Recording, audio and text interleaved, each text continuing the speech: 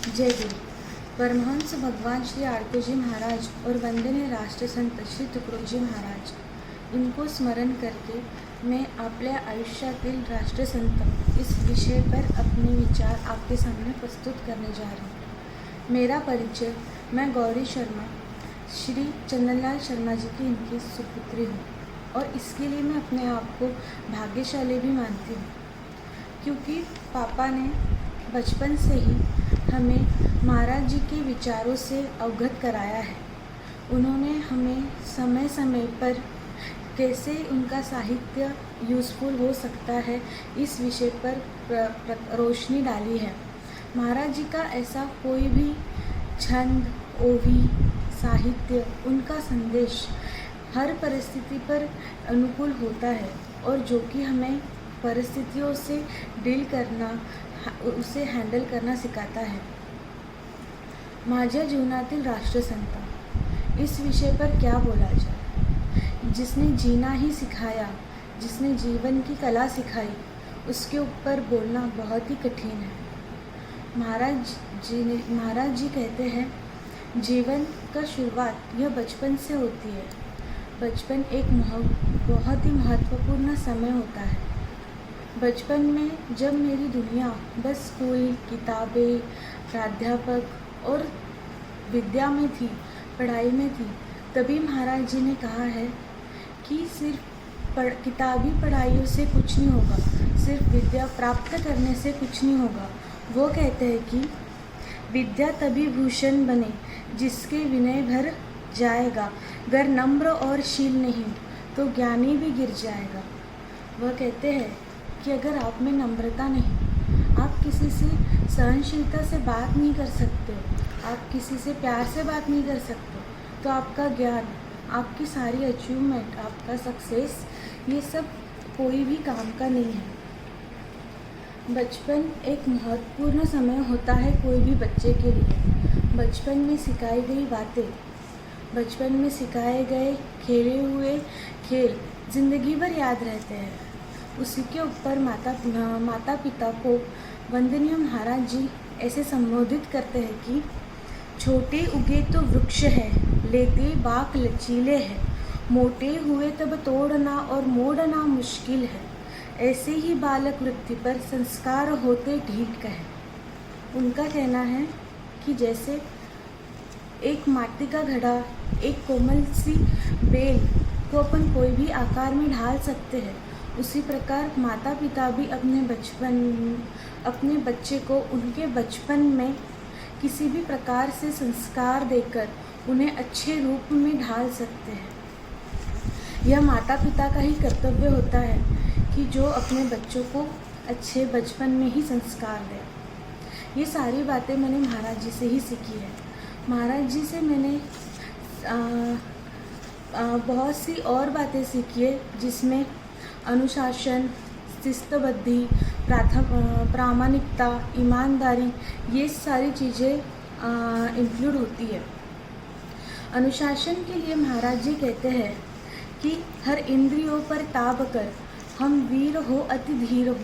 मतलब जो भी इंसान अपने इंद्रियों पर ध्यान करता है, कंट्रोल जिसका है, जिसके ऊपर उसने पूरा ताबा पा लिया है, वही इंसान जीवन में आगे बढ़ सकता है, वही इंसान अनुशासन में जी सकता है।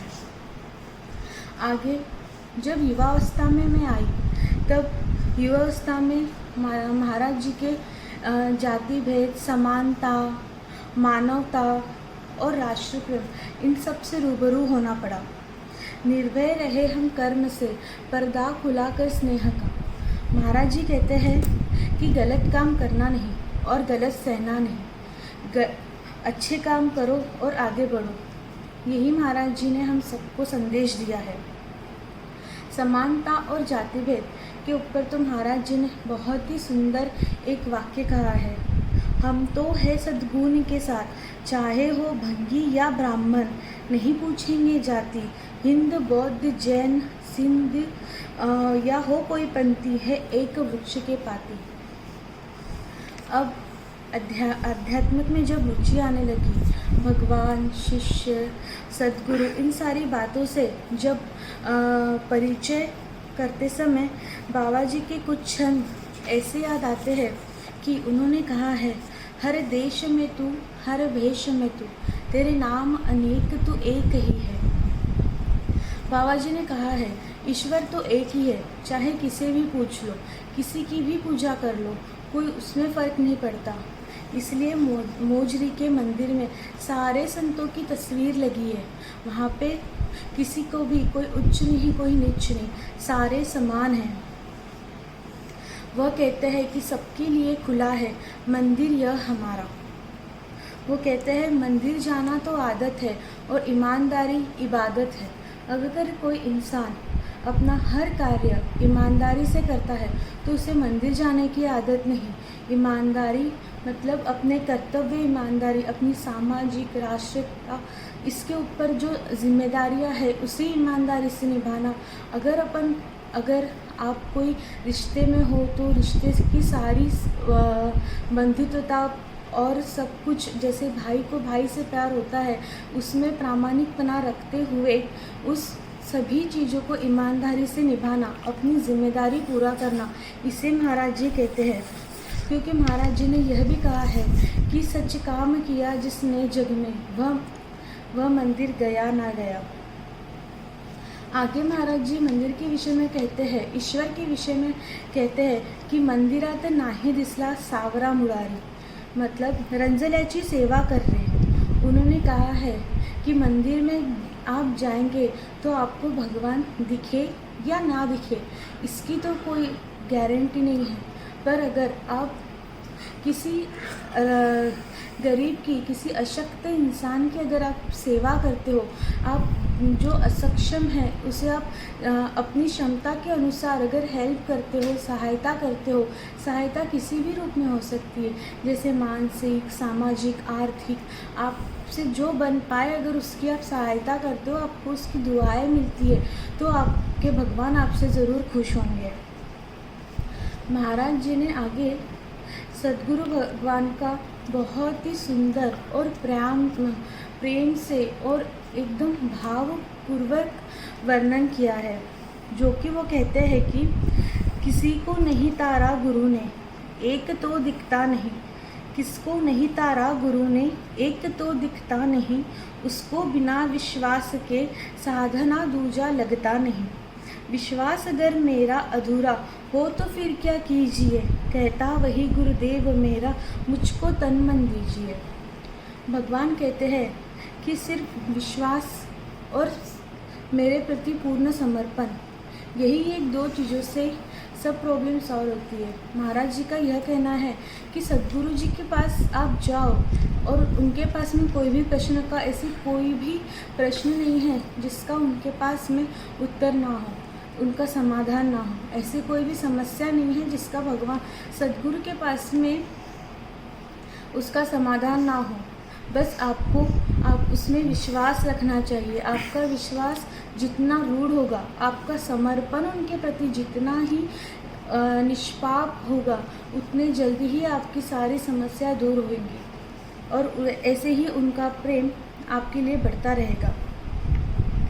जब जीवन में कठिन परिस्थितियाँ आती है तब बाबा जी के यह छंद याद दिलाते हैं, कोई मुझे चिंता नहीं, क्या हो गया क्या हो रहा, मैं एक बच्चे की तरह डूबता खेलता रहा, मेरे गुरु है सब कुछ, माता कहो या पिता।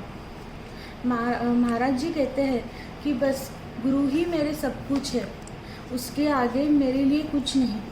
वो सारी चिंता भी, सारे सुख, सारे दुख, सारी चिंताएं भी उन्होंने सद्गुरु के चरणों में ही समर्पित किए और वो निष्पाप होकर अपने काम करो और अपने कार्य में सफलता पाओ, ऐसे महाराज जी का कहना है। महाराज जी ने हमेशा ही मेरे हर जीवन के मोड़ पर मेरा साथ दिया, मुझे मार्गदर्शन किया, हर परिस्थिति में क्या करना है क्या नहीं करना है, इस तरीके से उनके साहित्य से वो हमेशा ही मेरे साथ में है। जैसे ही श्री कृष्ण भगवान ने अर्जुन का साथ दिया था, इसलिए मेरे लिए मेरे महाराज जी तो भगवान श्री राम कृष्ण ही हैं। बस यही कहकर मैं अपने शब्दों को विराम देती हूँ और मैं बहुत आभारी हूँ कि मुझे यहाँ अपने विचार व्यक्त करने का मौका मिला। किसी कारणवश यह वीडियो मैं लेट पोस्ट कर पाई हूँ, इसके लिए मैं माफ़ी चाहती हूँ, बट फिर भी मैं आभार मानती हूँ कि मेरी ये विनंती स्वीकारी गई और मुझे लेट पोस्ट करने का भी मौका दिया। धन्यवाद। जय हिंद।